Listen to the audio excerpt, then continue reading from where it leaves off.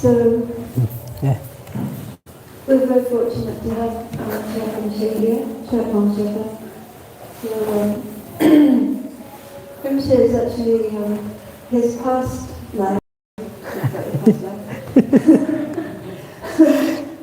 Some of us knew your past life. So his past life, he was a great Dzogchen meditator, and he had a hermitage right next to Lado, where our spiritual master accomplished with practice. And so they were very good friends. And this lifetime, Rinpoche came back and announced forcefully that he was the incarnation of Charok Lama for a very small age and was taken care of by Rinpoche's sister, and then went to Koban and then down to Sarah, and he excelled in his studies. So not only was he one of the top debaters in Sarah, and he had the best teachers. So his Root Lama is previous Ganden Trooper, who sadly passed away last year. So not only is he extremely accomplished in his study and practice, this life and past life, but also very innovative and fresh thinking. So I think you're going to enjoy this very much. So extremely fortunate to be able to listen to these teachings. And that was just an off-the-cuff introduction. And then we're going to offer a mandala offering, just a short one before the teaching.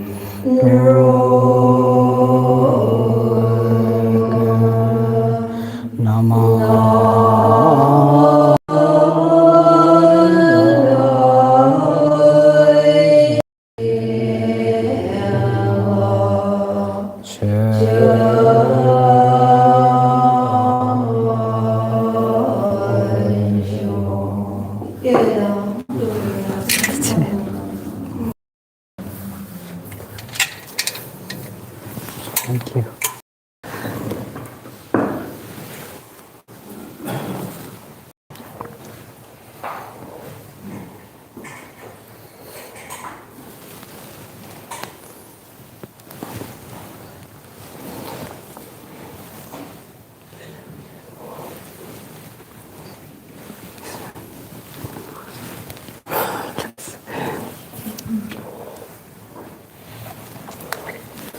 Okay.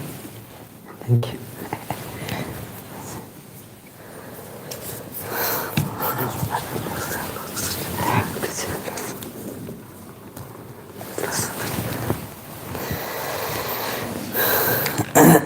Sangye chena zoge sana chanjro bada dane yapsochi dage jiso yue sana drapa je sangye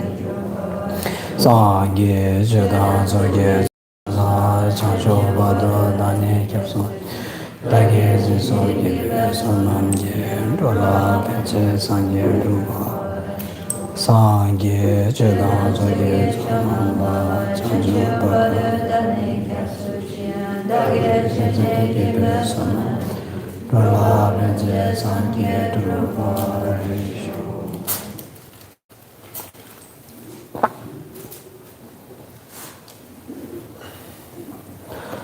Thank you so much. Thank you, Venerable Sarah. Lovely introduction.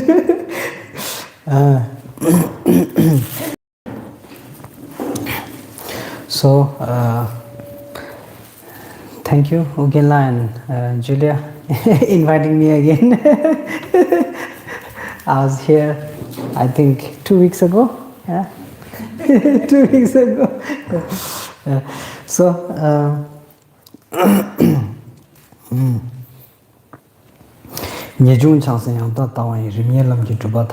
This is such an amazing compilement by Lama Tsongkhapa. Lama Tsongkhapa, founder of the Gelug lineage in the Vajrayana system, compiled the Lamjitsu Nambasum, which is the 3 principal aspects of the path. And this one is a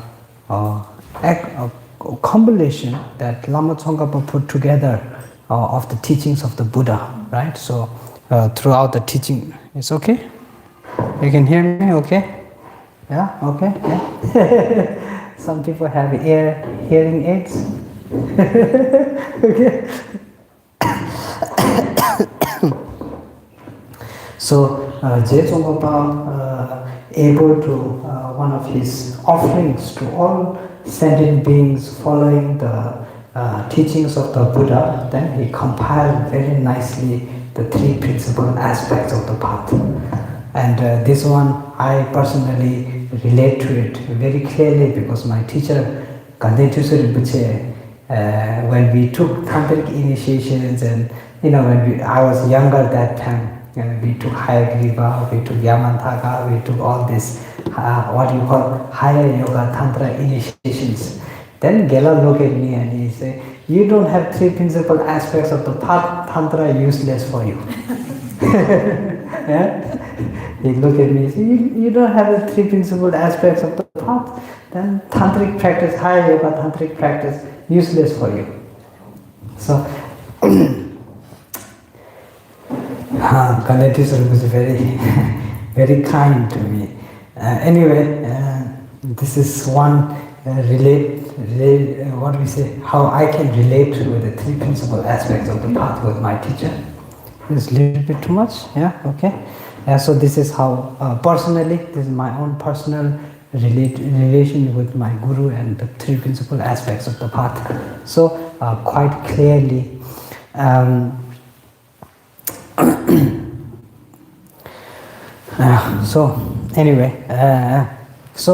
this time we have today and tomorrow, 2 days, we try to finish the 3 principal aspects of the path. There's a lot of things included inside the 3 principal aspects of the path, but I think now we go on a very, I like to say, let's learn to simplify things. Everything is so complicated nowadays. Life is so complicated nowadays. World is so complicated nowadays. Everything is so complicated.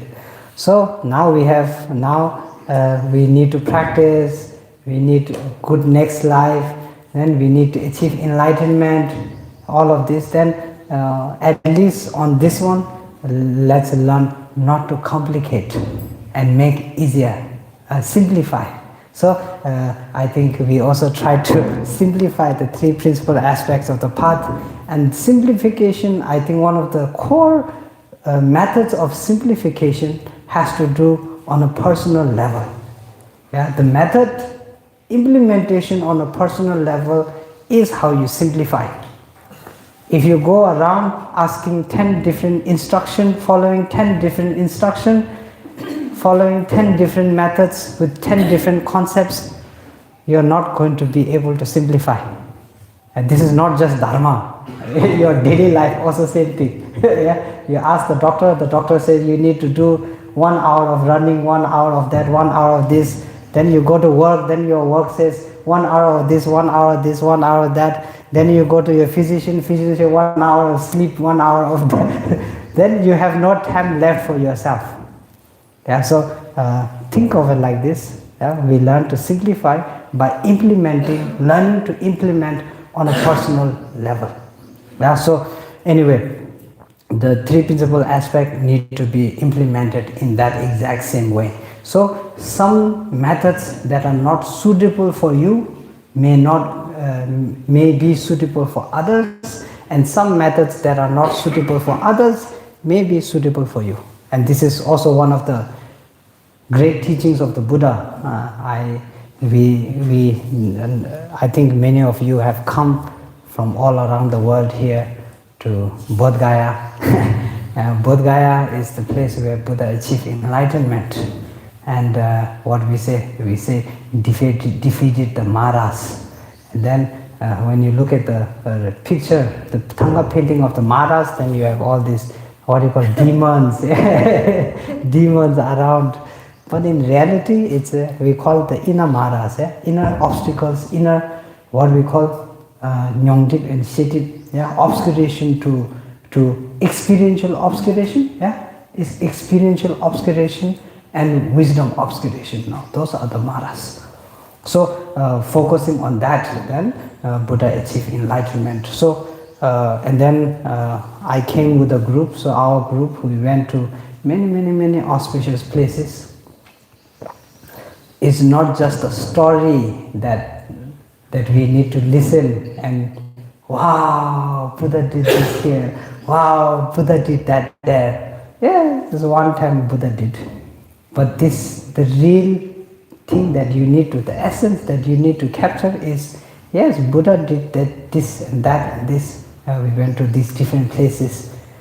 But all of this in order to achieve enlightenment, in order to develop inner peace, in order to develop what we call understanding of true reality. Our mind is very fictional. Fictional, we say, our mind is very fictional. One thing it see, it like, then it makes 10 different reasons and arguments why it is so good. One thing we see we don't like, then we have 10 different reasons and arguments why it's not good. And most of the arguments that are created in our mind is not there in the object, neither in the reality. It's basically product of our own contemplation, state of contemplation. And that contemplation has to do with a lot of our own inner, what we say, poisons.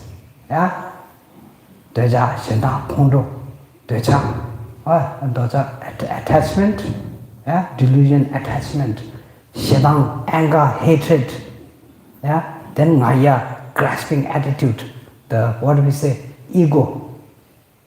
So this is what creates all of the what we say, delusional views that we have. And that one, I think each and every person in this room has experienced.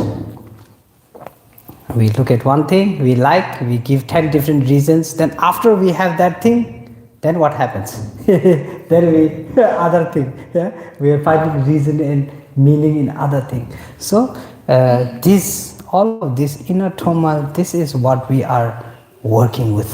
It has nothing to do with different religion. It has nothing to do with difference in color. It has nothing to do with difference in thought. It's just nature. That's how it is. When we look at an object, we say there's nothing existent in the object itself. You have your most precious things. You carry your most precious things: gold, silver, maybe your iPhone, maybe your computer. You have your all your most precious things, and within those precious things, these are just objects of impermanence. They last for a certain time. You buy today, you buy a new phone, it lasts 4 or 5 years, Yeah, maybe. If you're not so clumsy. Yeah, then after 4 or 5 years, then finish. Yeah, then the time finished, then you again a new object. So because of that, then the reality of things, how we perceive is just perceiving. Within the object itself, there's no judgment, no consideration, no nothing there. Just raw object itself. Yeah, so anyway, we go deeper into that when we reach Yang Dabe Tawa. Yang Dabe Tawa is the supreme, what do we say, wisdom or the supreme mindset. Yang Daba, supreme. Yeah. So anyway,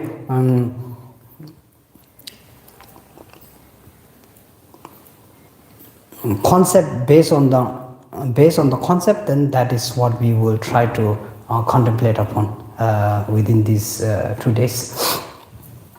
Then through that, what we say, through that, then also a brief understanding of the path of what dharma is. Dharam is virtuous deeds. We say virtuous deeds, dharam. So dharma is the path of the virtue. Yeah, the path of the virtue deeds, or what you want to call virtue. So we work on that one, contemplating and understanding what the path is all about. Yeah, so basically the path does follow the 3 principal aspects. So that will be one thing that we will be concentrating on. Then other than that, of course, definitely I always like to encourage people to ask questions and to contemplate. We are intellectual beings. Yeah, and this what do we say, teaching of the Buddha is not faith or belief based, contemplative based, cognitive based, understanding based. So it's not belief based. So nothing here goes on the basis of belief. Definitely faith, belief can help you on the path, but through the teachings, through the 84,000 teachings of the Buddha, it's always been question answer. So that one, if you are, whether you are a new Buddhist follower, old Buddhist follower, non-Buddhist follower, whatever you may be, it's important to generate conviction, and that generation of the conviction comes through clear cognitive contemplative understanding. It's not, oh yeah, this person said like this, that's why it is like that. Not like that. So I encourage you to not go onto that path. Yeah, if you hear, oh, that person said like that, then why, how, for what reasons? Yeah, Buddha taught this and this and this. Why? Buddha said this help you. Why? How does it help you? So this is very important. You have what we say, what do you call America? Right of speech, speech of right. What do you call it? No, freedom. Freedom. Yeah, Fifth Amendment. Fifth Amendment here as well. Yeah, freedom of speech. So anyway, this is, I think, one of the methods that will truly help in fully utilizing what the teachings is all about. Yeah, okay, we're all good. Then feel relaxed, enjoy, relax. If it gets too much, then you take a break. Yeah, there's no, what we say, pressure. Yeah, pressure. There's no pressure to be in a certain way, to act in a certain way. So freedom here as well. Okay. So nyejung changsem yangda tawa ye milam ge zhubo ta jin sho. So nyejung changsem yangda tawa ye nyejung. The first word nyejung is renunciation. Renunciation. So 3 principal aspect. The first out of the 3 principal aspect, the first is nyejung. Then second one, nyejung changsem, changju gesem. Changju gesem is in Sanskrit bodhicitta, right? In English, some call compassion, but I like what His Holiness uses, which is the supreme emotion. His Holiness, when it comes to compassion, utilizes this word, supreme emotion, I think. So this one I really like. So anyway, Changjusem, bodhicitta. Then Yangdape Tawa. Yangdape Tawa is the supreme, mindset. Tawa is like a thought or mindset, or what we call the view of emptiness. Or generally they say emptiness, only emptiness. I like to utilize the view of emptiness. So anyway, so these three things. And these three things, all three things are in relation with they say same like a pillar. You have a house, you have 4 pillars holding up the house. Cannot do with one of them, without one of them. So the same thing. So these are the pillars of the Dharma. So then just one by one, one by one. Rimshing, we say rimshing is one after another. So rimshing, once you do one after another, practicing it once after another, then Dhruvatharpa. Dhruvatharpa is your practice. Complete completion of the practice. So the completion of the practice happens by not just meditating, not just understanding, not just contemplating, but truly practicing in the 3 principal aspects of the path. That's how the the path works, right? So within that, we start with the general concept. General concept, you look at samsara. We say samsara, wheel of life. Within the Buddhist concept, the wheel of life, there's 6 different realms. Then the 6 different realms going around on the basis of the 12 links of dependent origination. Then these all starting where? From the 3 poisons. We have Doja Sheta Hondo, what is it? Anger, attachment, and ignorance. Anger, attachment, and ignorance. Then these 3 things in the core of how the cyclic existence happens. Now the cyclic existence in a lot of Buddhist monuments, places, they represent the wheel. They say the wheel of life. So it's represented by the wheel. And the wheel represented by the wheel because the wheel keeps going around. There's no ending. Once you start, then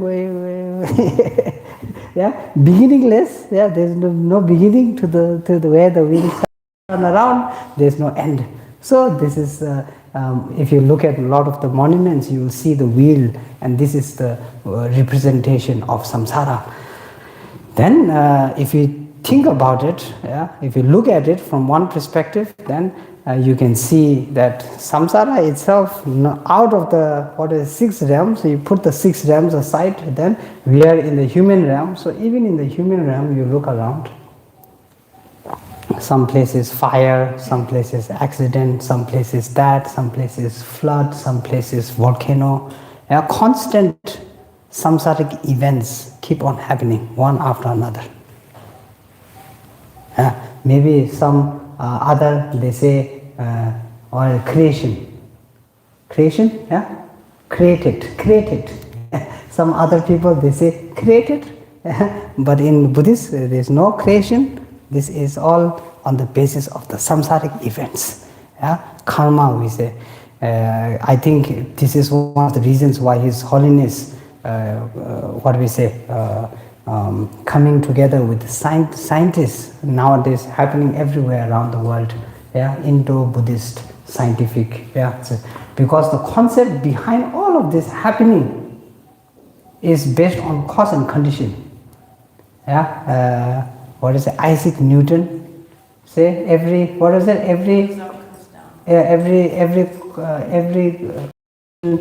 equal and opposite reaction, every action equal and opposite. So Buddha said same thing in regards to it 2,500 years ago. Cause and condition. So that on the basis of that, then we understand that the whole aspect happened on the basis of that. So Nijing. So through that, then whether it is, whether you are able to expand your mind to the end of the universe. You say end of the universe. So whether you have the ability, and whether you have no limits to how much you can expand your mind or not, that is in our own personal practice. Yeah, some people have limitations. Yeah, one time they say, okay, forgive. Second time, okay, I can forgive. Second time also. Then third time, then the anger start to come out. Yeah, the impatience will start to come out. So the more you tend to do this, the whole effect starts to happen. And then the anger, the emotion, all of those coming more, stronger and stronger. And this is how the whole world, as you say now, a little bit chaotic in regards to race, in regards to different countries hating each other, war, this. It is build up of anger and build up of emotions and build up of all of that. So samsaric world happens like that. Then this is external. Internally, then we look at ourselves. When we are born, then we are taught to compete. So constant competition. Competing with your classmates, competing for, what you call, in the West, when you achieve something in school, then they give you a star on your shirt.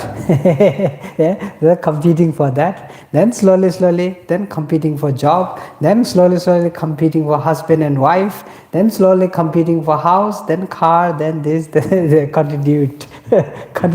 continuity of competition. And this competition, again, what we say, what do you call?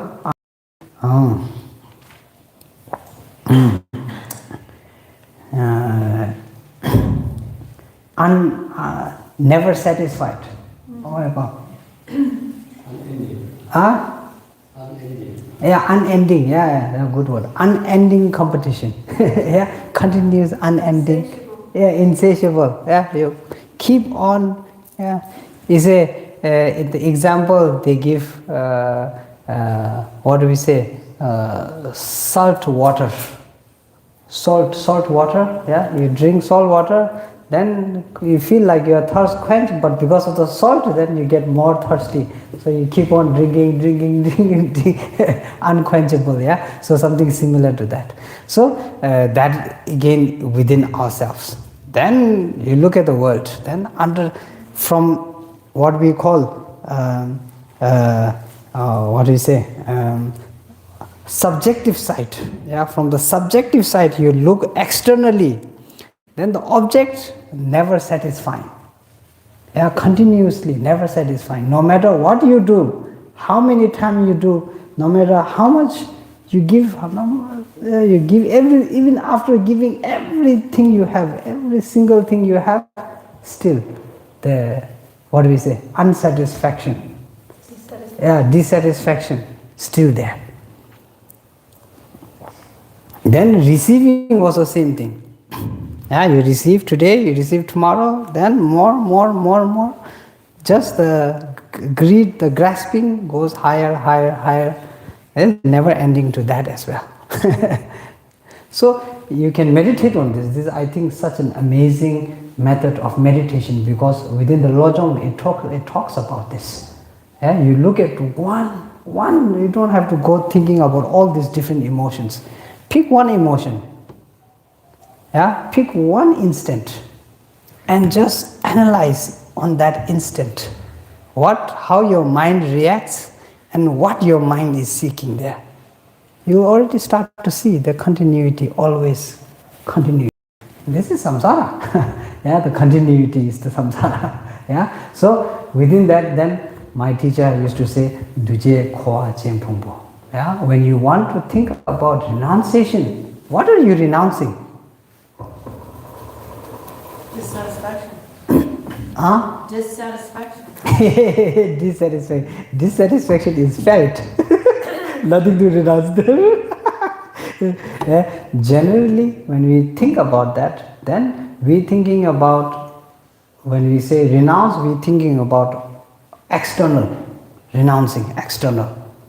Yeah. Then when we think internal, then a part of you, renouncing a part of you. Yeah, renouncing your anger, renouncing your hatred, renouncing your jealousy, something like that. Dissatisfaction. But samsara is within that as also. Yeah, this is not samsara. Yeah, dissatisfaction not samsara. It's a part of samsara. Yeah, so when my teacher say renunciation, then he always used the word duje kowa chen pumbo. Duje is what do we say? Momentary change. Yeah, duje, a momentary change. Everything that is of momentary change, there is never satisfaction there. Because of the change itself, then unsatisfaction comes. If there was no change, yeah, this is why we try to permanentize everything. Yeah, you look at the world, we try to permanentize everything. Permanent, we want to make this permanent, that permanent. Your wealth, you also need to make permanent. Then when there is permanence, when we feel a little bit of permanence, then that's called feeling secure. Yeah? Any one of you feeling secure at the moment? Financially secure? Yeah? A little bit of financial security is there. Yeah? Permanence, yeah? Able to think. Our perspective, only applying that, okay, now I don't have to worry because it's not going to change. Yeah, I have constantly coming, so I don't have to worry. Or deflation, so security. Yeah, so the whole same concept there also. So therefore, constant change, duje, constant change. That is a part of samsara itself. As long as there is constant change, then what do we say? Dissatisfaction is there. Then duje, then korwa, just like I explained, samsara itself. Yeah, you look externally, suffering, pain, loss of limbs. Yeah, then fighting each other, war, famine, all of this. This is external. Yeah, external samsaric. Yeah, the whole aspect of what we call when we are learning, we learn about the cloud, what do you say, in science we learn, no? The cloud go up, then the rain. What do you call that? Something? The water cycle. Oh, water cycle, yeah. You look at the water cycle itself, then suffering. Yeah. Recently when we were traveling from, I don't remember from where to where, but anyway, on the way we came upon a Thai temple. Then on the Thai temple, beautiful place, amazing monks, yeah, they give us free food, free drinks. Then we leave offering. But then on the wall, there was a picture, and during the rainy season, and then the flood. And this happens in Australia. We have a lot of people in Australia, northern Australia side, big flood. Yeah, then this also India happened, many places. So they had this picture of the monk inside a drum. What do you say? With a stick going on the water. So you see within the water cycle itself, again, now everything is dry, nothing, then not enough rain, everything feels dry, so much suffering. Yeah, this heat becomes now coming 2-3 months later on, the heat is going to be extreme here. Then a lot of animals die of the extreme heat. Yeah, constantly, this is to do with the water cycle. Yeah, water cycle. Then after that the rain comes, then too much rain. So then the flood comes. So constantly, yeah, you can see, just think of the water cycle, it's constant, never always going like this. Then with this change, then the suffering also continues to happen. No matter how much you try to do, we protect with bigger walls, higher building, we try so many things, but the suffering will continue. So korwa, samsara, as we call the wheel of samsara. So duje kowa, then pungo, then at the ultimate state, then comes the body.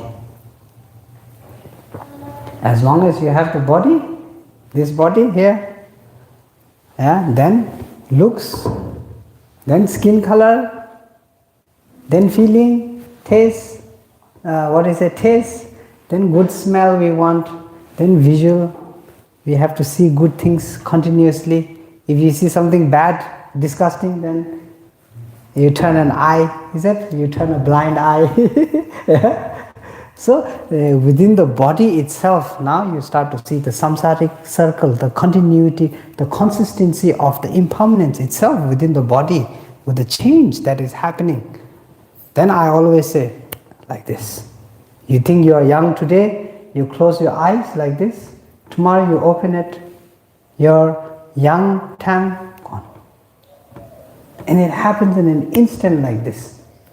And this one you can ask your parents, you can ask your grandparents how time what do you say? Flies, yeah. You can ask them how time flies, like that.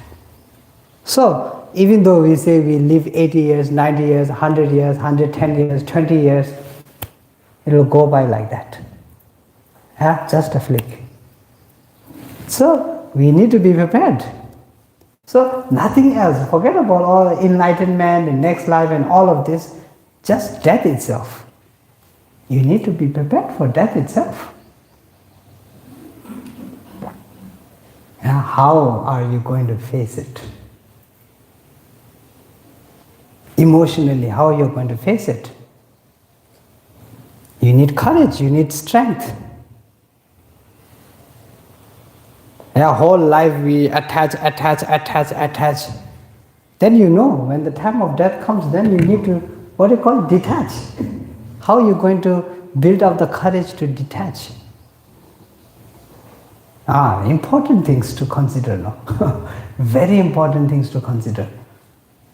And then if you believe in next life, if you believe in next life, then the continuity of that continues to happen again. And this whole concept is not just made up, yeah? The continuity of life, the continuity of the mind is not just made up. Just like your body has a continuity, your mind also has a continuity. As long as it's impermanent, it is subjected to continuity. If there was no continuity, then you cannot label as impermanent. Think about it. Yeah, I say, oh, this clock, is it impermanent or not? You say, yes, it's impermanent, it's not permanent. Then on what basis are you saying that this is impermanent? On the basis of change. And the change is happening on the basis of continuity.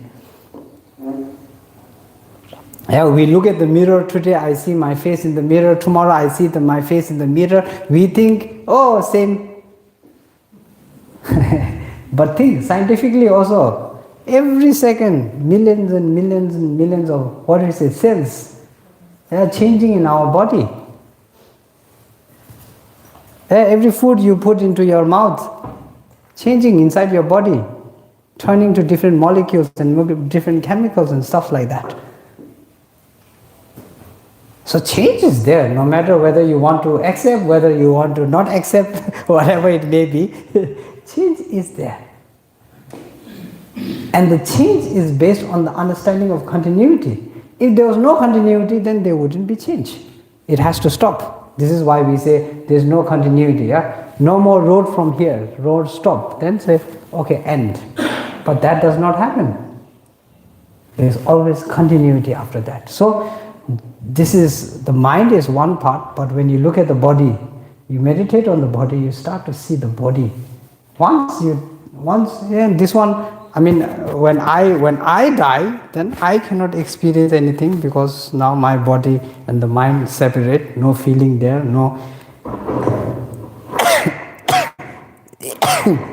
Sorry. No sneezing there. so continuity, that concept, right? So once your mind leaves your body, if someone that you as past, then most likely you would have had the experience. What do you do with the body? Does the body cease to exist the moment you die? Or is there a continuity? Yeah, after you die, then the body slowly, if you bury, then slowly decays. Yeah, some people mummified in the ancient Egypt. Mummification. Then try to make permanent. But no matter how much they try, still decay is there. Doesn't look like the person in real. This change is there. Then if you burn, then the body turns into into ashes. Then if you, in Tibet they used to sky burial where they offer the body to vultures and stuff like that. Then this becomes food. So the continuity is there. Yeah, this one not just in our body, we can also meditate in regards to a tree, a mango tree, for example. Yeah, the seed, the seed grows into the tree. Then the tree, after taking nutrient, water, whatever, then it blooms new seeds. Then that seed falls down into the ground. Continuity is still there. So this is the concept of continuity. As long as it's impermanent, continuity has to be there. As long as continuity is there, the cyclic existence is there. So this is why the third, duje, first one, duje, impermanence, then korwa, samsara, then phungbo, the third one is the body. And then one other thing about renunciation is not to reject. We say renouncing, rejection, we always thinking, oh, renounce, let go. And this, I think, for a lot of senior students, I have had experience with talking with them. Then some, at the beginning, then they think renounce your wealth, renounce your house. So they have house, they have car, they have money. Then they renounce everything. They give everything to the Lama. Then after 30 years, then they are wandering the street and the Lama has a big house with a nice car.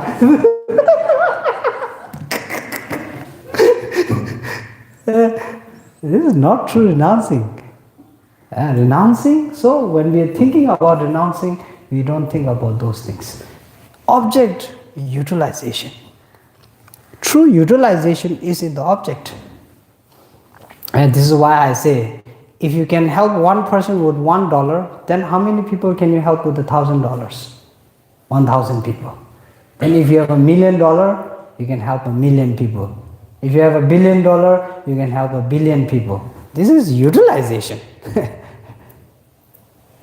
And nothing to do with renouncing. The more you are able to utilize for the benefit of others, the more you can. So renouncing, nothing to do with giving up, letting go. Renouncing is understanding the nature of things. And then making your mind compatible in the method to let go of that graspingness to the external object. That true renouncing. Then within the principal paths, three principal, three principal aspects of the path, then Lama Tsongkhapa say, renouncing samsara. That's what we need to renounce. Yeah? So renunciation on the basis of that, I think, important concept when we establish the understanding. That has to be very, very clear, that you are not renouncing in the concept of external renouncing, meaning you let go of everything. Now, within that again, when it comes to renouncing, then there, I think we can say, let's say 3 different aspects of practice when it comes to renouncing. Then the Vinaya aspect of the renouncing, then Kimni Kimme Parabda Chunga. Kimni Kimme Parabda Chunga means renouncing the need of differentiating. Differentiating parents from sponsors, from enemies, and from non-practitioners or whatever you want to say. So you differentiate these things. This one within the Vinaya then made very clear that what you need to renounce is you need to renounce the differences between. So this is the practice within the Bodhisattva's way of life. Also the practice of renouncing has to do with that one, equanimity. You call it equanimity? Equanimity. So renouncing the need to differentiate. What skin, what color, what that, what this, how much money he has, how much money he doesn't have, how much he knows, how much he doesn't know, how famous he is, how famous he is not. We renounce all of that. So this is one thing that is focused within the Vinaya itself. Then in the tantric aspect, then comes renouncing is together with this. Then in the tantric aspect, renouncing has to do with dualistic views, non-dualistic views. And this has to do with emotion, yeah? Enemies, friends, like, dislike, beauty, what do you call it? Ugly, something like that, gross and non-gross. Yeah? So denouncing these things is more concentrated on the tantric path. So anyway, renouncing, on the basis of renouncing, I think most importantly there are different aspects of renouncing, but within the practice of the Buddha's teaching, especially when it comes to what we say paramita, yeah, the practice of paramita, then the concept of renouncing is to do with renouncing samsara. Renouncing the karma that you are creating in order to be born in samsara over and over again.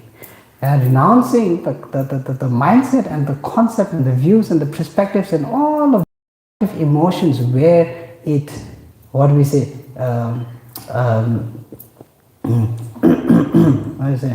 causes, what causes the causing of the conditioning of the aspect of the karma to integrate ourselves into that cycling. And this is done through understanding, or clear understanding of what impermanence is.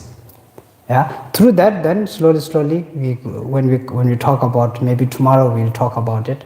When you talk about what do we say, bodhicitta, view of emptiness. Yeah, when we talk about the supreme view or the view of emptiness, then we utilize impermanence to understand the 12 links of dependent origination, and through that, then comes the, what do we say, understanding of the view of emptiness. So basically like that. So I think one important aspect is we look at our own life, we look at our own heart, yeah, we look at our own mind.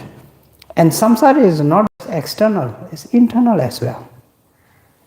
If you are a very happy person, no problems, no no anger, yeah, no greed, yeah, no, what do you call, grasping, then is a whole different thing. You are on another level of practice.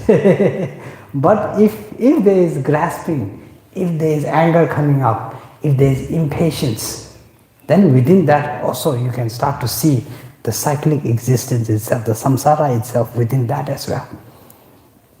So one of the practices in the past, what do we say, yogic practices in the past they used to do is realizing samsara on the, what do we say, butter lamp. Realizing samsara on the tip of the butter lamp, flickering change. Then flies flying into it. Flies, we say, flies, insects flying into it. And this is offering, but then insects going into it. So, These moths. Moths. So within, forget of the whole world, just focusing on one butter lamp. Then practitioners in the old days, they look at the butter lamp and they realize the whole cyclic existence happening in that small butter lamp itself. Quite amazing. We normally don't think about those things. We really don't think about those things. When the I is existence, when the comfort is existence, when your satisfaction is existence, then none of those tend to exist. They disappear. This is one method of developing compassion, is by understanding samsara in the nature of each and every being itself. When you are suffering, and you have pain, and you have discomfort, and you have unsatisfactionness, then you start looking at a body, at a person, at what we call other, at others. Then in the nature of that others, again, same samsara. In the olden days, they used to look at your hand like this, and then they will see how much of a harsh life you have had. Because the ones who are doing the hard labor works and all of that, they have cracked hands with thick skin on top, yeah, or chips here and there. Then their thumbs are crooked here and there like this.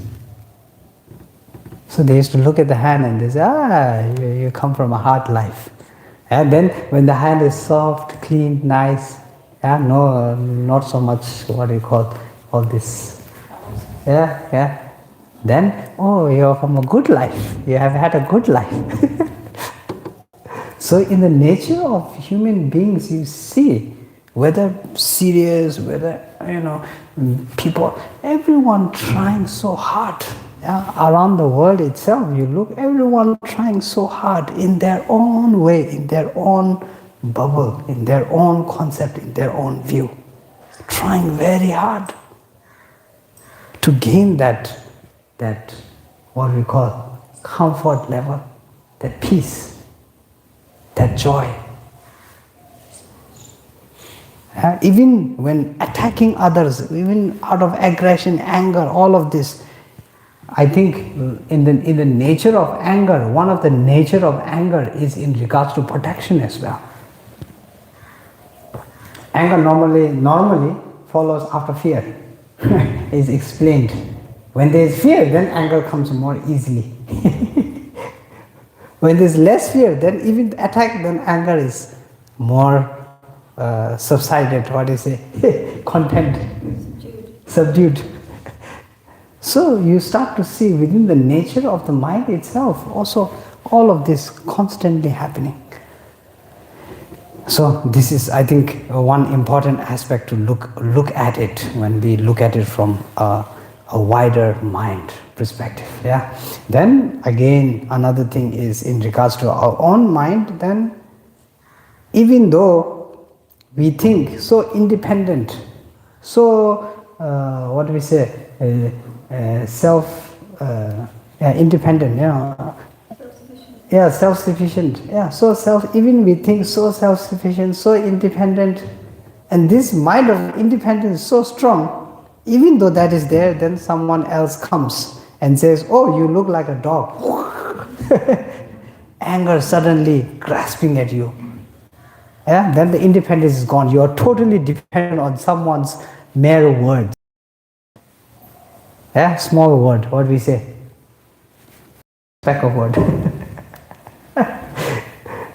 So there you think the concept of independence, the concept of non-dependence is so strong, and this is how I feel and this is how I am. I look good and I'm perfect and I'm capable and I don't have to fear anyone and everyone.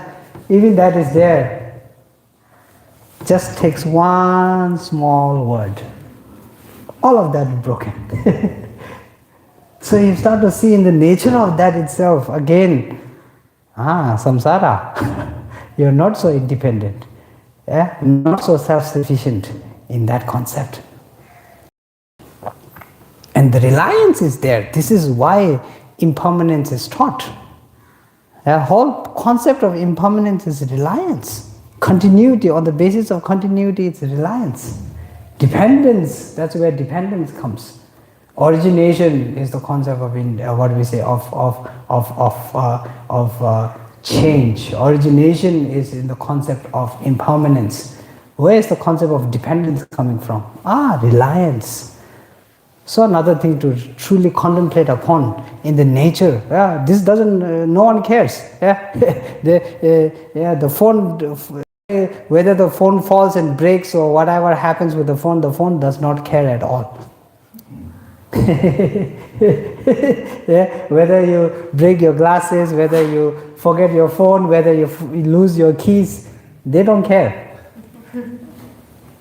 You are the one who care. And other people certainly don't care. You break your phone, maybe other people laugh at you.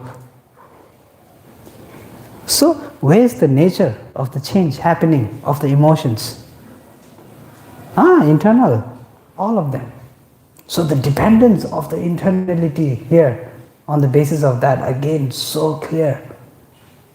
Clear as a whistle.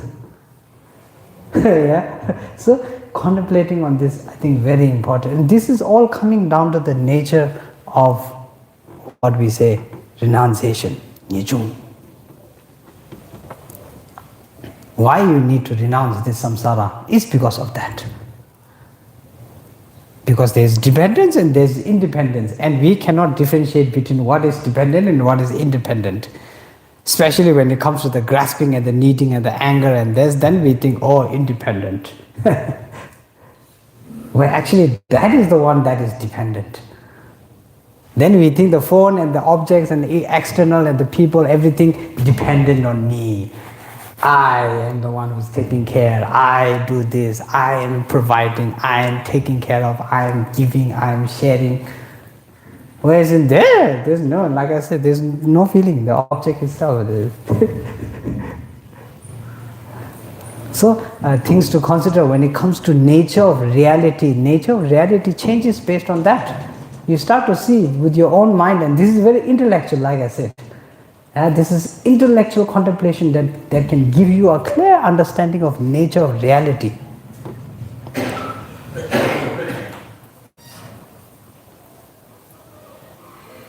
So, the whole process of understanding renunciation is because you are dependent on yourself the most when it comes to liberation.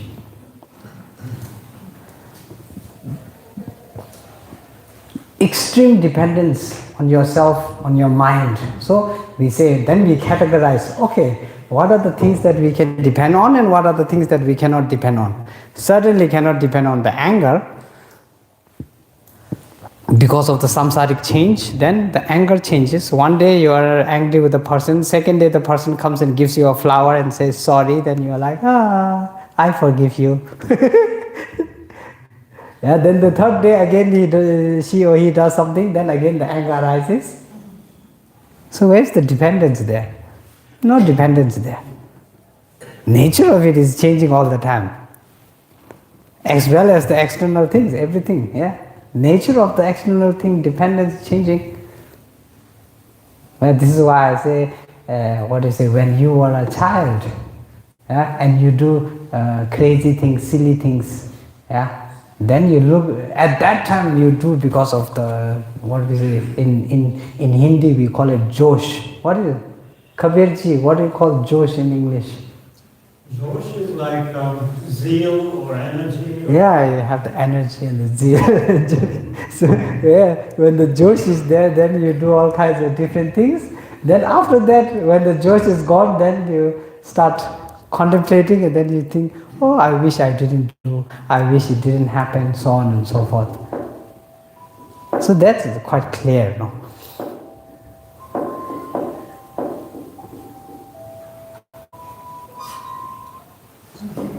Nice music.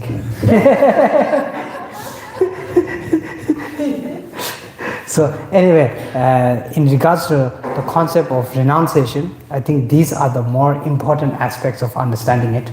Definitely within the scripture, then in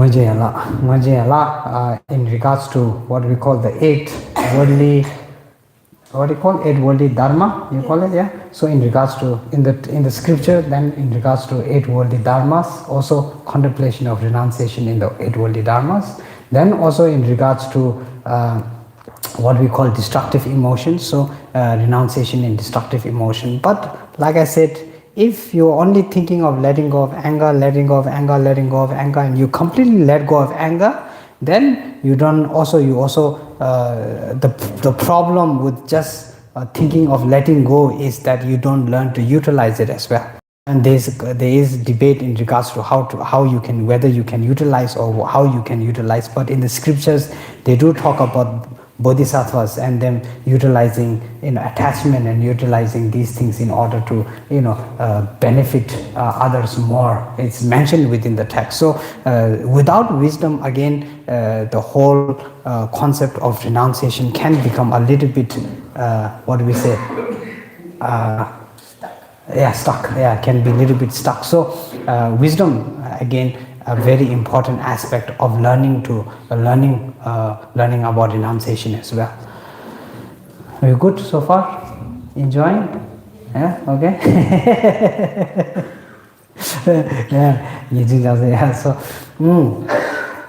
So that is that. Then I think throughout the change within our life, again, one aspect of understanding it you look at the teachings of the Buddha himself, then one encouragement to truly understanding renunciation is seeing suffering.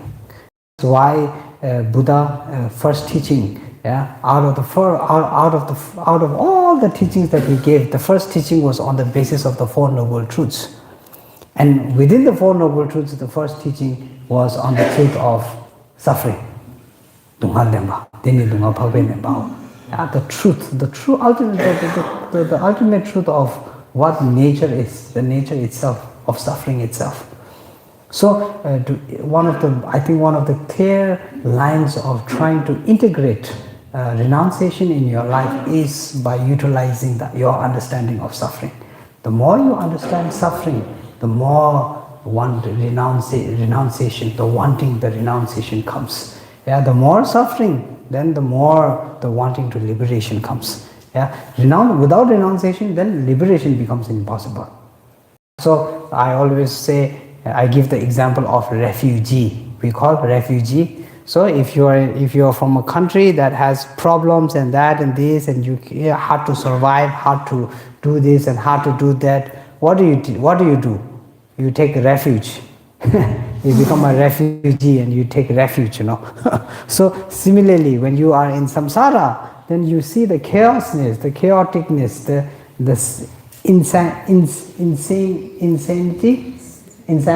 You see the insanity of samsara. Then you need to find a refuge. Where is the refuge? This is also where within the what teachings of the Buddha, this is also where it talks about what we call the Buddha Dharma and Sangha. When you pray Buddham Sharanam Gacchami, Dhammam Sharanam Gacchami, Sangham Sharanam Gacchami, you pray that. Well, what are you saying Gacchami, Gacchami, Gacchami? What is the Gacchami for? It's a refuge, I take refuge, I take refuge in the Buddha. What are you taking refuge from? From samsara. This is there. So the whole concept of what we say, Buddha, Dharma and Sangha, what do you call that in English?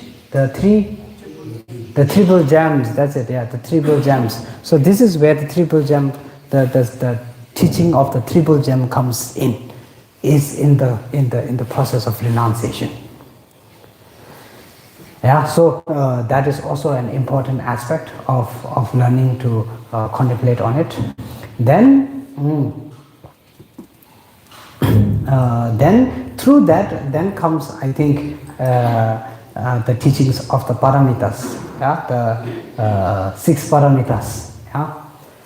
Through that, then comes the teachings of the 6 paramitas in regards to what we say, in regards to qualities. So now we talk about renunciation. Yes, we need to renounce samsara. Yes, samsara is horrible and samsara is this and samsara is that. Now I need to let go. I need to let go of samsara. So then in order to let go of samsara, just the wish to let go of samsara, you can liberate yourself just by wishing. There's a big question. I wish I was liberated from samsara. Does that wish liberate you from samsara? Think about it. Just wishing is not good enough. I want $1 million, I want $1 million. I mean, $1 million coming from the sky? No. So wish is not good enough. You need to work. You need to put effort. You need to utilize. If you have or something like that. Like I said, if you have, comfort. If you are comfortable, then it shows that you have worked for that comfortableness. Then that work for that comfortableness is you put effort. Without effort, you wouldn't be here comfortable like this. This is external. Internal also same. Internal comfort, you need to work for it. You need to put it into practice. Without practice, then comfort does not come. So mere wishing, wish is good. It's what we call the starter, the spark. Yeah, this is the wish, the spark. But just wishing itself, you cannot live it. So you need to work for it. You need to contemplate on it. You need to understand it. You need to realize it. Because effort only follows after realization. Yeah, true realization, then effort to follow after that. So this one again debatable, but I'm putting it out just so that there is an understanding in regards to it. So still debatable, and it's good to debate. If you are debating, then it's good to debate, to contemplate on these things. Where was I? So the 6 parameters. So through that, then understanding that, okay, just wishing, just having someone who has achieved enlightenment or who has achieved liberation, and just me, because I'm in samsara, wishing to be liberated and praying to that person, you cannot be liberated that way. Yeah, just seeing your friend becoming rich, and you sitting there and watching your friend become rich, and you sitting there and praying, oh, I also want to be rich. This is not going to make you rich. So the same concept follows in regards to that, right? So just as Buddha has put effort, and this is why this pilgrimage is so amazing, is because now you start to see what the efforts were, how the efforts were put. And this is what we call what do you say? What do you call when? Experiential. Yeah, not experiential, like before you just think, maybe, but now you see, like, what do you call that? Living example. Huh? A living example. A living example. Now you see, yes, okay, I can see, yeah, this place is there. Even me, this time, thank you so much for the group inviting me to do the pilgrimage. I've never been to Lumbini, I've never been to Rajgir. I mean, I've been to... Lumbini? No, I've never been to Lumbini. Buddha was born in Nepal, Raja. Yes. But I've never been to Lumbini. This was my first time. Then, I get the opportunity to do this. So, and this one, like I said, we study in the text, during the scripture, we study during the 12 deeds of the Buddha. Now, then with this, you start to see, this is the place. So anyway, this is more in regards to the contemplation of understanding. Yeah, so throughout this, you start to see all the different, not just one lifetime, but many lifetimes of the Buddha putting effort into delivering, into practicing and delivering. So that is what results into a liberation. So this is just, I think, good to contemplate as we are, as we are on this journey. And I think many of you also going around Bodh Gaya and the places around here. So definitely something to contemplate upon while you are here. So anyway, through that, then the understanding that the aspect of utilization is through developing of qualities. Yeah, when your mind changes, then external things tend to change.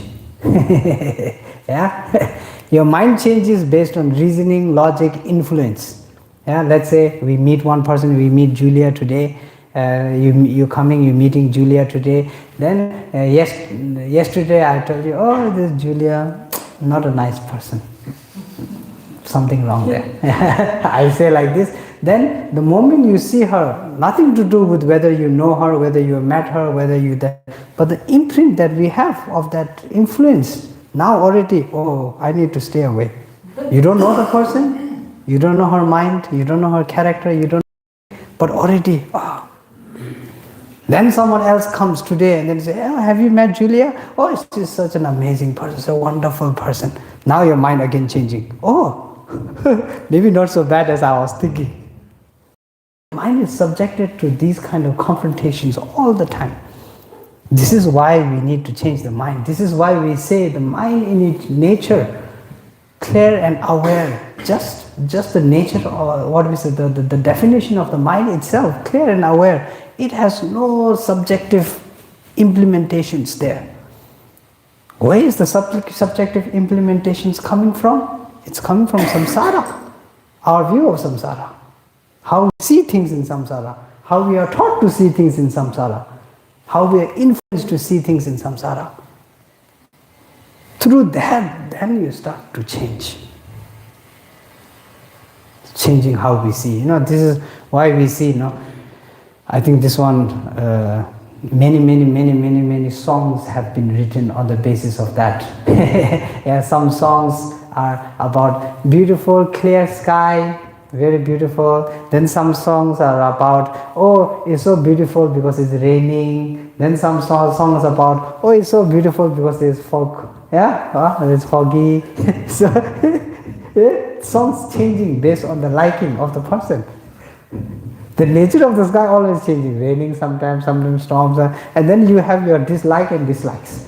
Some people like the rain, but other people, when it's raining, oh, such a bad day it is, such a horrible day. So now you start to see that internally perception and the nature of external reality, the changing of the external reality, the samsaric change that is happening in the external, what we call conventional reality, has nothing to do with internally how we are interpreting things. Internally, how we are interpreting things has to do with our own understanding and our own influence. This is again another nature. So realizing the true nature of the mind becomes very important because of that. Because external is just going to, tomorrow again the sun is going to shine. Yeah, and then there is all this, all year the same thing again. Yeah. Have you ever lived a year where at summer times it was not sunny at all? In winter, this change is going to happen no matter what. No? So the continuity is there. As long as you build a road, yeah, nowadays, maybe earlier days less, but nowadays, as long as you build a road, there's going to be a car or something driving around, going on the road like this. Yeah, the road is there, then the cars go by no matter what. So that is external thing. Yeah, conventional external reality changing on the basis of that. So internally, how we handle it. Yeah, people react differently when you call names. Yeah, there was this video where a student goes around calling the teacher by, what do you call first name? Yeah, I think you're not allowed to call your teacher by your first name or something like that. Is it? Huh? In some places. Yeah. So then the student going around calling the teacher with their first name, and then the teacher freaking out.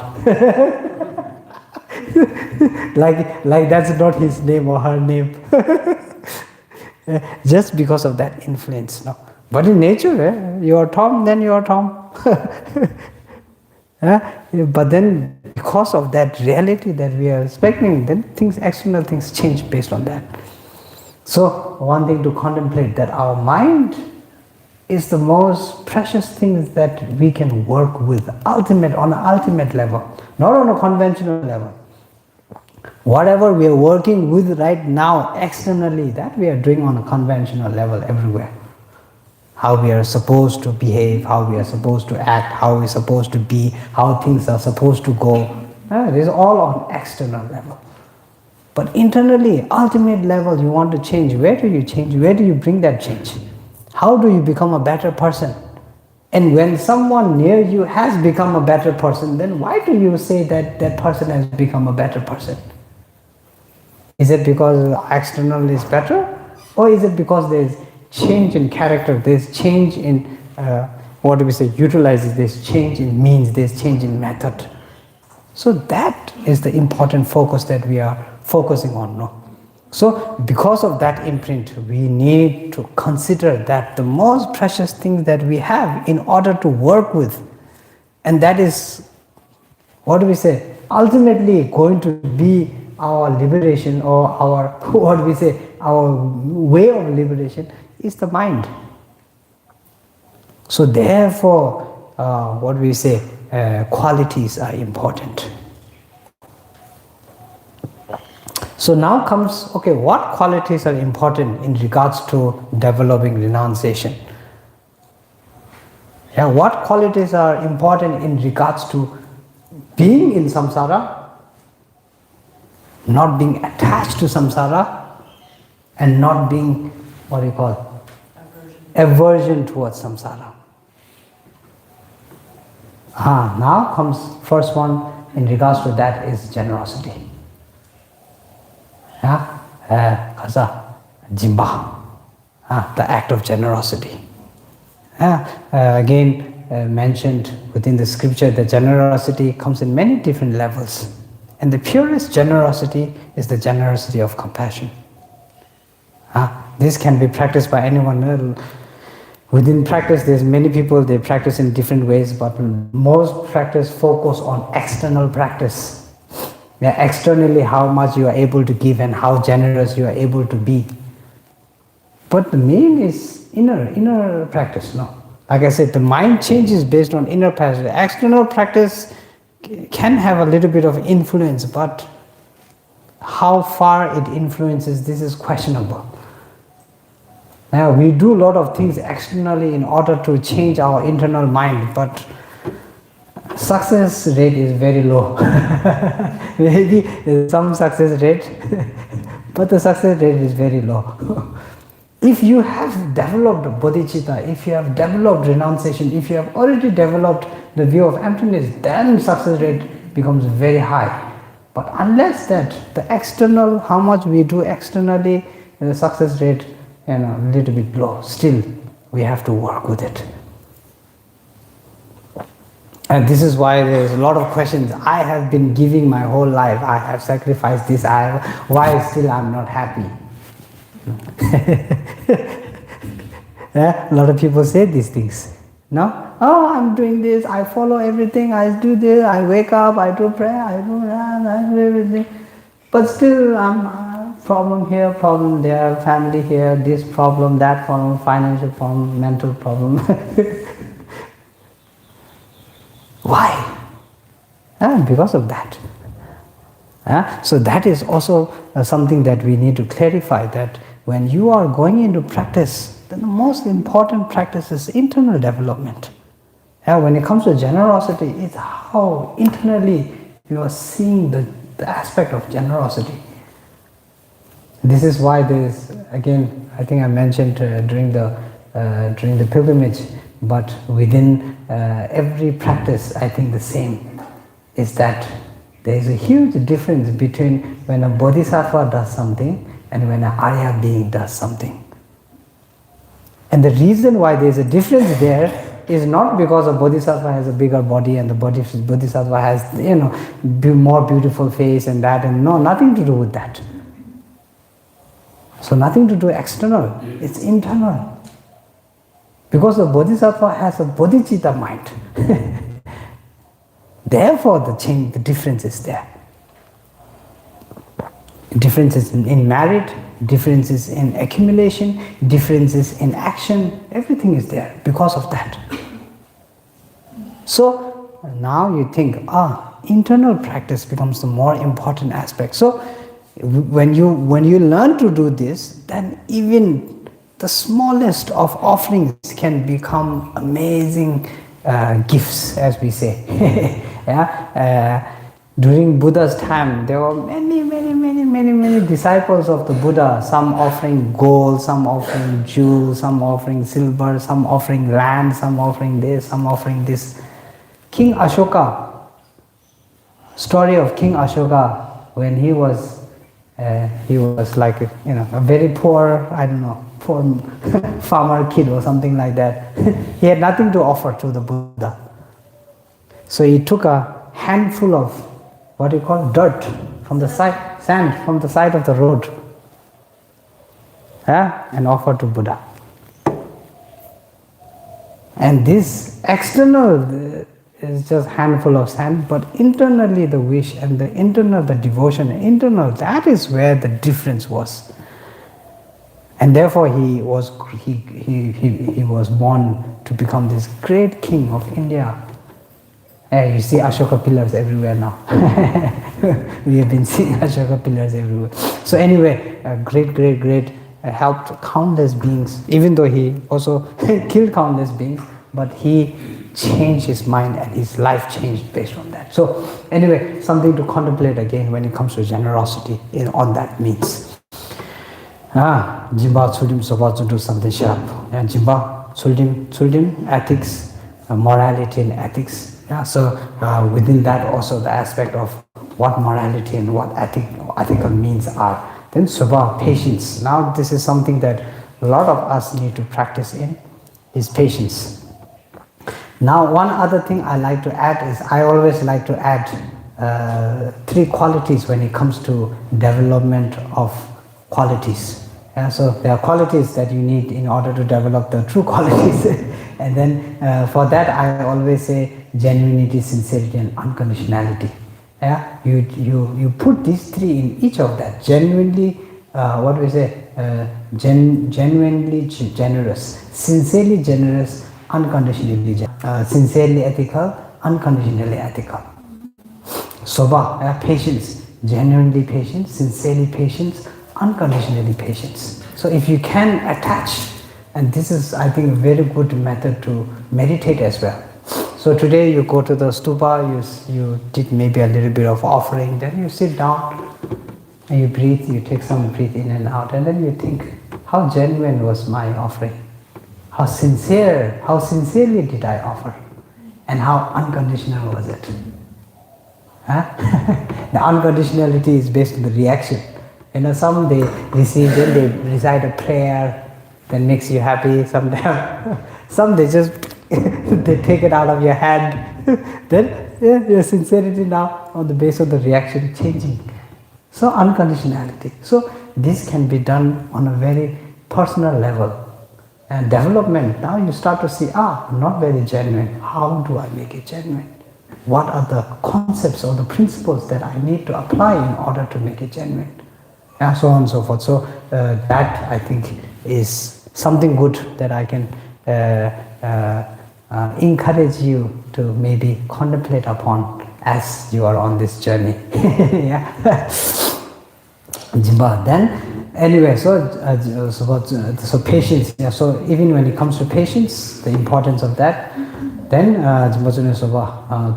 then effort. Now when it comes to effort, I always like to say that a journey is not a true journey unless it is joyful. Unless there's joy in it, it becomes a little bit hard to truly utilize.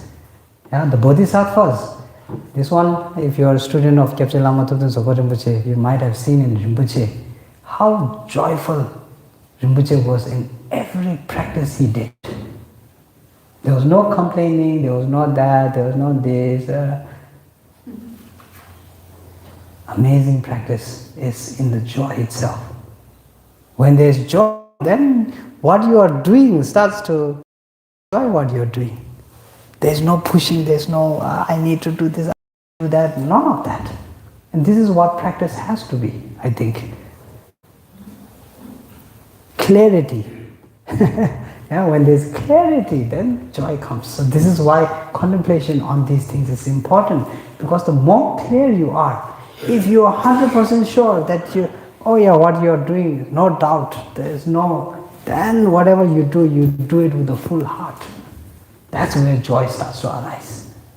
So this is why joy, integrating joy into your life. Even though you are in samsara, yes, you are in samsara, there's suffering going on, then sometimes you need to push yourself, sometimes you need to, this is skillful utilization, so we call it, within the scripture is called skillful utilizations of different methods. That one, yes.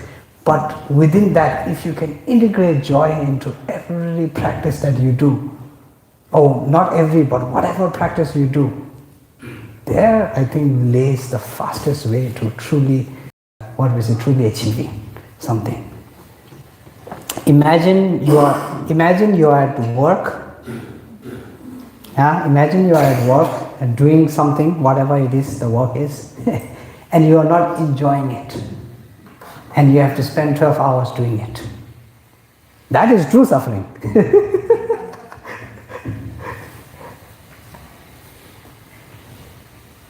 Now imagine you are at a work, maybe designing something, I don't know, painting or something like that. That's what you're working on, and you're truly enjoying it. Then you don't know how time flies by. You don't know how fast you're getting the results. And you're not even focused on getting the results. You're just enjoying what is being done there. I think this is how, correct me if I'm wrong, but I think this is how true bodhisattvas live their life. Constant awareness and constant joy in what they are doing. No fear of being born in the lower realms like we do. We are always fearful of being born in the lower realms. You ask Rinpoche, Lama Zopa Rinpoche, good to be born in the lower realms. That is there. No fear. And that is so beautiful, I think, when there is no fear. True utilization of your practice can happen when there is no fear.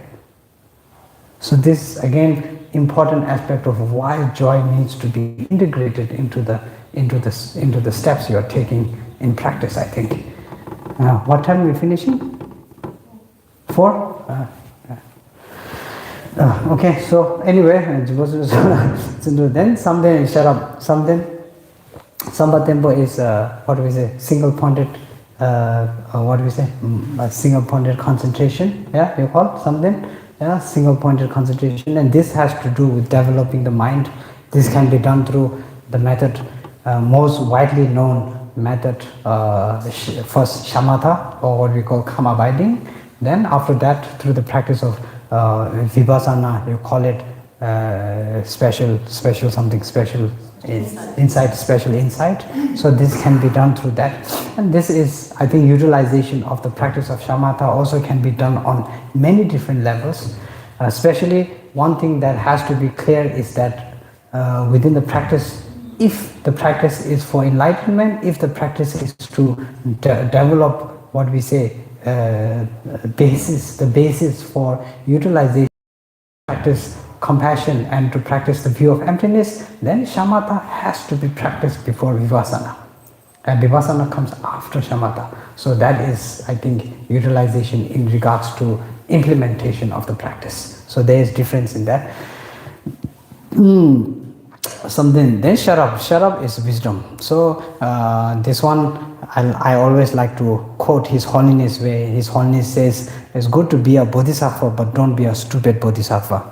You need to be a smart bodhisattva. So His Holiness, I've heard His Holiness mention this, and this is why I'm quoting him. Utilization of the practice. When the practice comes to a point where it's actually starting to harm your mind rather than help your mind, you do not push yourself. And this is why I say, as human beings, we are completely different from Buddhas and Bodhisattvas. We have limits and we have abilities. We do what we capability, ability and limit. We do what is in our capability. We do with what ability we have, and we don't go over the limit that we have. Because when you do go over the limit that you have, then it can become an obstacle rather than a path. And the path itself can become an obstacle rather than a path. So there is that as well. There are some people who push oneself too much, over pushing oneself. One point, yes, if your mind can handle it, then you can utilize true practice in the pushing as well. But when your mind is not not ready for that, then too much pushing sometimes push you off the edge. And that is dangerous. So this is where I think application of wisdom becomes extremely important. So through that, then again, like I said, the utilization of developing the qualities through these practices becomes when you utilize these qualities and integrate these qualities, especially with joy, especially with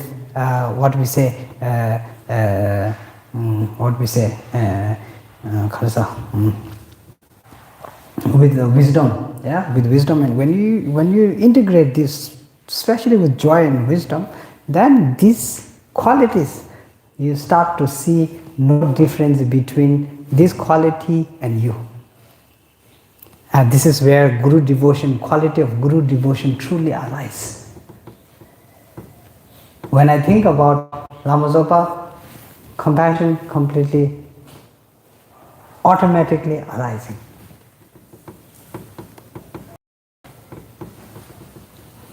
Then when I think about Gandhiteswar Rinpoche, then wisdom automatically arising. I see no difference between wisdom and Gandhiti Rinpoche. So these are the qualities of the Gurus. Yeah? So because you develop that quality to a point where we, if you have practiced, if Julia has practiced generosity, then the moment someone says, Julia, the generous person. We say that? Have you ever experienced that? Yeah? When someone says, oh, this person, oh, the kind person. Yeah, I know, kind. So this is, I think, how you need to integrate. Make yourself no different from the qualities itself. Yeah? So anyway, this is utilization, internal utilization. So something like that in regards to enunciation, I think. Okay. Any questions? My question is that genuine and sincere. What is the difference? He said genuine. Genuine. What is the difference? Genuinity and sincerity. Someone is English teacher here? I'm English and I don't understand the difference. No? No. Genuine. I think I did get this question one time. Was it in Laudo? I got? I was dying. She was there. No, the second time. Oh, second time. Yeah. No, I didn't. I never heard you say that before. Was it here maybe? Huh? I think there's a difference. I think genuine is more like authentic, Ah. like being true to yourself, Ah. whereas sincere is more, sincere is more like the joyful effort. Ah. True to the action. One is true to yourself. Yeah, One is true in the action. Rinpoche, are you translating this or is this coming from you? Huh? Is this something you're translating from a text or is it coming from I normally relate genuinity as a inner feeling when you are doing something genuinely, we say. Yeah. Then normally when we say sincere, then it's to do with the connection between the two. Rinpoche, is it something that you're translating from a classical text, or is this coming from you, Rinpoche? No, I use. It's coming from you. I use. I can't feel it. You are saying? Makes both. Maybe I can say in German, translation, because they're both. Yes. So genuine is echt, and sincere is ernsthaft. Aber es ist noch nicht so Kabirji. weit, This is a genuine 500 note. Yeah. It's not a false note. Yes. It's not, under the power of deception. Yes. So that's genuine. It's Yes. proper. Yeah, proper. It means it's done with some good energy, and sincere is like, yes, it's also non-deception. Yes. But it's slightly different. This is a genuine note. You won't call it a sincere note. There you go. That's a good one. but it's a very slight difference. It's nicht sehr weit, ja? Ernst und echt. Nicht so weit. I think you can be false, but still sincere.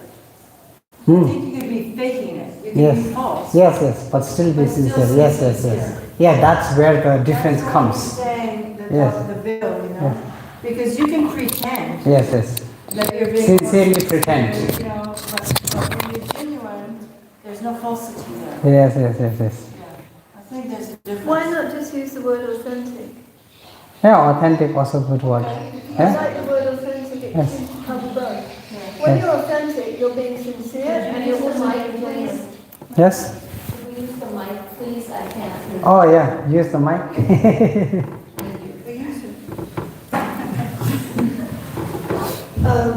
We're debating about the difference between sincerity and genuine.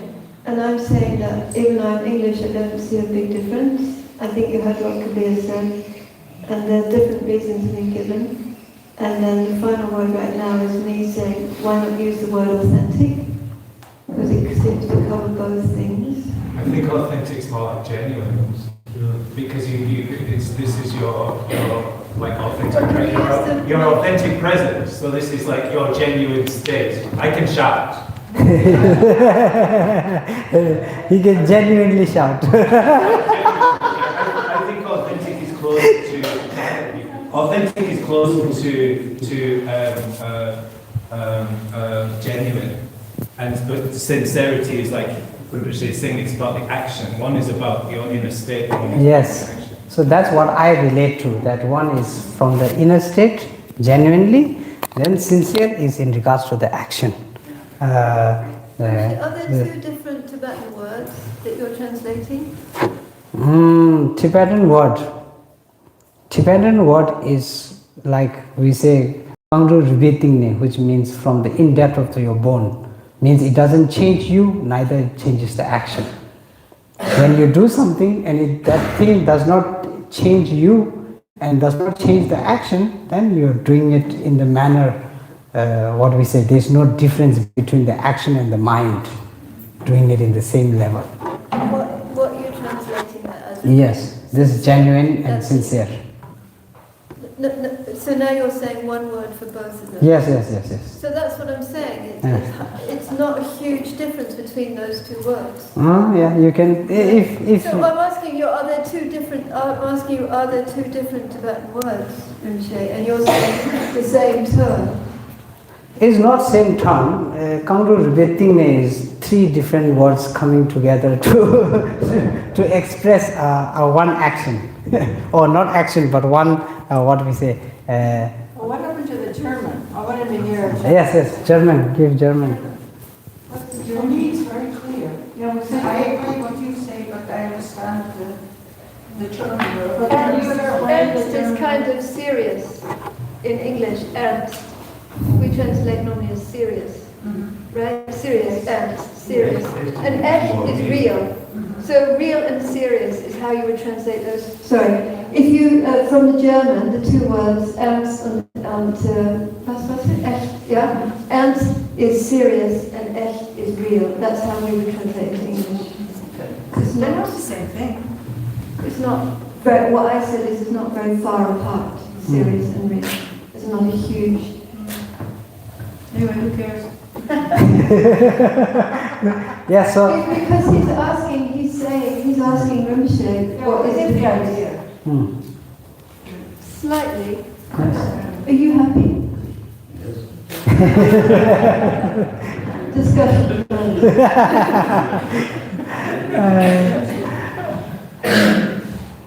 Question?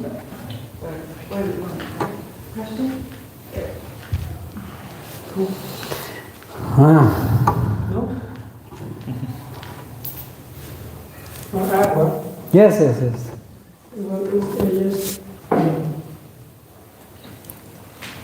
You said three aspects of renouncing. I'm not sure if I understood well. The first is renouncing the difference, which is equanimity, right? You mentioned three aspects of renouncing. Wow, I did. Okay. The first is renouncing to the difference, like equanimity, I understood. Yeah. And I didn't get the second one. So first, I think, let me rethink. First one, I say samsara, renouncing samsara in the general aspect of practice. Then we talked about what samsara is. We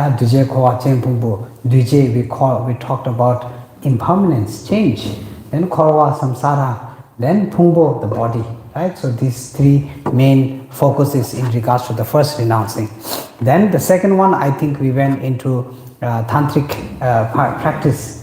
No, not tantric practice, Vinaya practice. And within the Vinaya practice, then I say no separation, or what is it? No differentiation. No differentiation in what you see, how you see, that sort of thing. Not what you see, but as in person, person differentiation. This person like that, this person like this, no differentiation between this. Then family, loved ones, parents, this is also within the Bodhisattva's practice as well. This is very clear that when you're practicing renouncing, then one concept of renouncing comes very clearly in the concept of renouncing our views of how people appear and how people are supposed to. Discrimination. Discrimination, concept of discrimination. And this is not just people, animals as well. This is why the mind of the Bodhisattva is so amazing. It's because there is no discrimination between any living being. There's no discrimination between animal, human, non-Buddhist, Buddhist, Sangha, non-Sangha, there's none of that exists, right? Then I think third one we went into Tantric You talked about equanimity. Yeah. So what is the difference between this no differentiation and equanimity? Is it the same? Yes. So once you develop non-discriminating concept, then the equanimity becomes clear there. No? So that one. Then within the tantric precept, then I talked about external realities and no differentiation, renouncing the concept of gross and grossness and beauty and these kinds of different things. So I think these three things. I don't see the difference between the tantric and the Vinaya, I think, because for me it's like equanimity in both cases, right? You have no difference in between. The concept is not different, but the application was subject different. In the Bodhisattva and in the Vinaya, the subject is human beings and animals and beings, something that has a mind, something that can influence you to change your view. So when someone talk nice to me, then okay, she's close, he's close. Then someone talk bad about me, no. So this is external influence can be there in the subject itself. Whereas in the tantric, then not just external but also internal influence also disappears on the basis of object. So you have blood, you have discretion,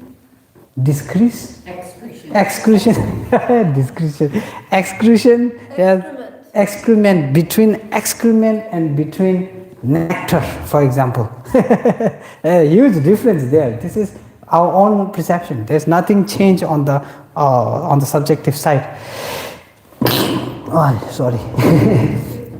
So that is more of a harsh practice, and that is done within the tantric practice. So renouncing of that.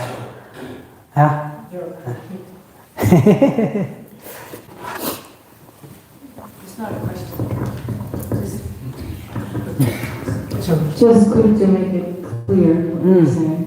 I remember a story from back in the old times in Kathmandu with the previous Charok Lama Rinpoche, the older one, the layman. He had a young, I think, German monk student, and the German monk said, well, how is it that you can drink alcohol and you can have a wife and you can do these things, and you're supposedly this example of, a Buddha.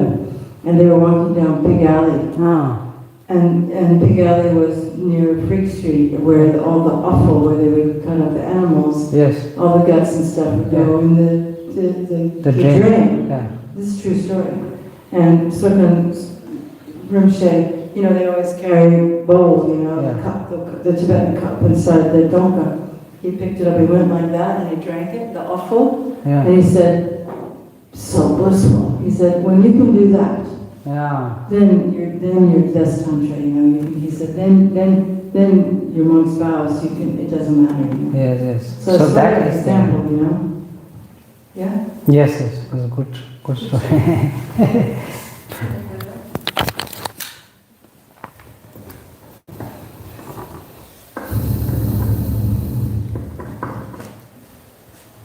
Yeah? No more question? Very good. Yes. I've seen many times, Yes. like high Rinpoches, for example, they will make a decision who they're giving their attention to, Yes, who yes. they're giving their teaching to, Yes. because this, for example, their senior students, it's much more effective if they give attention to their senior students because that's going to create more of a positive effect. Yes. But if that's not discrimination, if that's not discriminating, then what is that? That is a capability of, well, I can't say that it is because I don't know what the what the Rinpoche or Lama is seeing. There's a whole different thing, what we are able to see, what we are not able to see. So generally these teachings all based on what do we say, generalism. Is it generalism? Generalization. Generalization, yeah, this teaching all based on generalization. On personal level, then if the Lama can see the karmic, the karmic imprint, yeah, then some students, they have the ability to the moment say something, then realize something like this, then the focus on that one, it's not that the focus is on that one, it's that the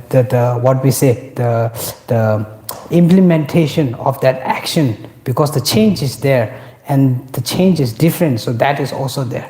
So this one I can also debate, then say some lamas, they actually don't care about the older students because they know the older students know everything. Another example would be focusing on sponsors, because they're going to get some donations from this, which is going to benefit the Dharma. So there's a process of discriminating between between actions and between where to put their attention. And so forth. There must be some kind. It's not like, I mean, this. I'm trying to understand equanimity. Yes, really, yes. Because equanimity, it's like, oh, you know, the butterfly on the floor, yes, you know, or you know, there's a school full of starving children. It's the same thing, but there is a definite. So I tell you one story of the Buddha. I think this might help us understand a little bit. A lot of the people who requested the Buddha to teach were not local people who have jobs and who are working as farmers like that. Most of them were people who, princes, kings, what do you call? Yeah, kings, yeah, kings, princes, people, yeah, merchants like that. Because they had, first of all, they had a lot of time, so they had the time to, go there. If I was barely surviving, as an example, if I was barely surviving and I had to work very hard to make ends meet, as we say, then the likeliness that I'll give extra time out of all of that to do something will be limited, most likely. Yeah? So in this room, all of you have the freedom, opportunity, because you have things taken care of, so that you can come here and you can do all of this. There's a difference compared to someone who's living on the road, maybe begging and trying to hand to mouth. Yeah, so there's a difference there also. No, and one thing about the Buddha is where the teaching is requested, there's going and giving. Where there's no requesting, there's no that, then is not full ignorance, but that approach is not there, because the path has to be sought, as we say. No, the path.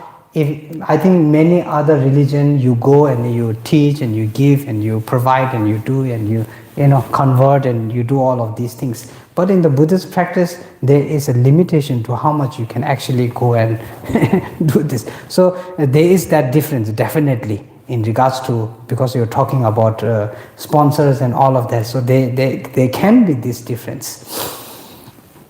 But then it also depends on the lamas. Yeah. So this is why choosing, when you choose a guru, choosing the right guru is very important.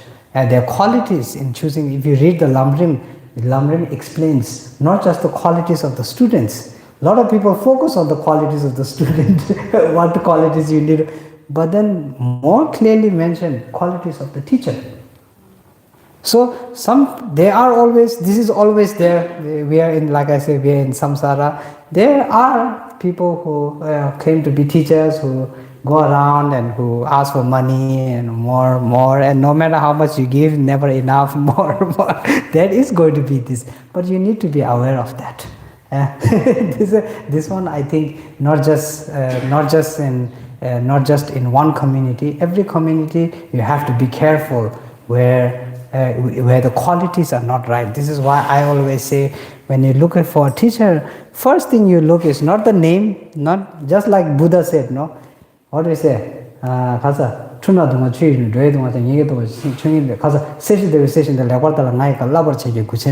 Yeah, just because I'm known as the Buddha and I'm saying these words, don't take them literally. You need to check. You need to contemplate. Just as a, what do you call, goldsmith.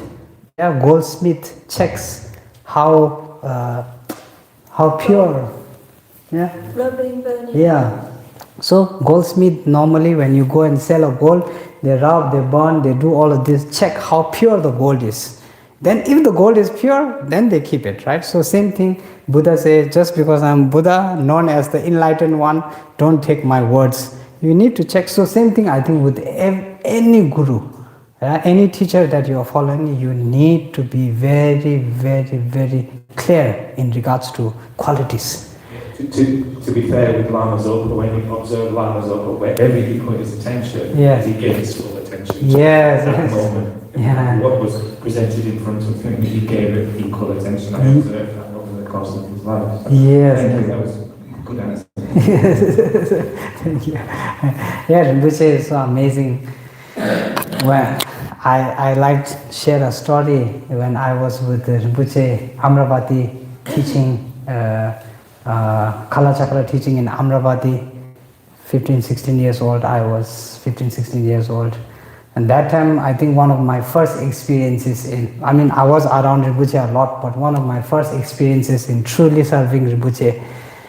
Then Amravati, I think there was like 2 weeks of teaching, right? 2 weeks, I think something like that, 10 days, 2 weeks, something like that. Then after 2 days, I was flat. I couldn't keep up with Rinpoche. Whole morning, put prayer for the Nagas and the beings and the Devas and the Suryas and the Asura, all the whole morning that prayer. Then commitment, then after that go and receive His Holiness teaching, then come back, then meeting people all around the world. They come to see one by one. Then Rinpoche is making us take notes. Oh, this person's mother died. Oh, his dog died. Oh, this happened to the, taking notes. Then whole afternoon, evening, we already heat Rinpoche's food maybe 10 times. Rinpoche is still not eating, still focused there on the students continuously. Then after 12, 1, 2, finally, everyone get tired. So, people who are waiting, they leave. Then Rinpoche come eat. Then whole night puja for the people that he's meeting the whole day. Oh, we need to do Lama Chopa for this person, medicine Buddha for this animal. Whole night, 2 days, I was gone. And Rinpoche, imagine Rinpoche whole life like that. Not 1 night, not 2 nights, not 3 nights, not just in Amravati, every single day like that. After that I've experienced many times, but that was one of my first experiences. This was like, for me, it was like, so definitely the qualities in the gurus definitely matter. If you don't see the qualities, then you need to be aware, and this is where we say wisdom is important. They are scams, they are that, they are everywhere. This is happening. You need to be aware of that also. Yes. Okay, I think today we stop here. Yeah. Then tomorrow, bodhicitta and the view of emptiness we do tomorrow. Okay.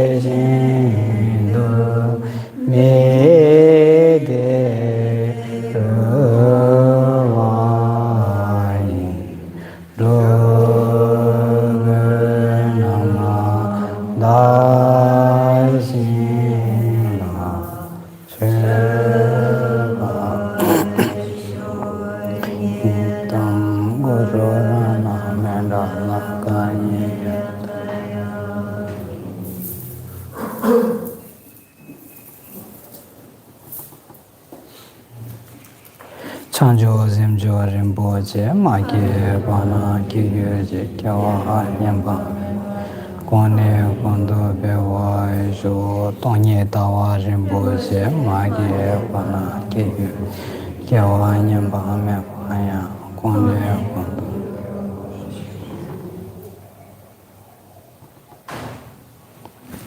Okay. Thank you.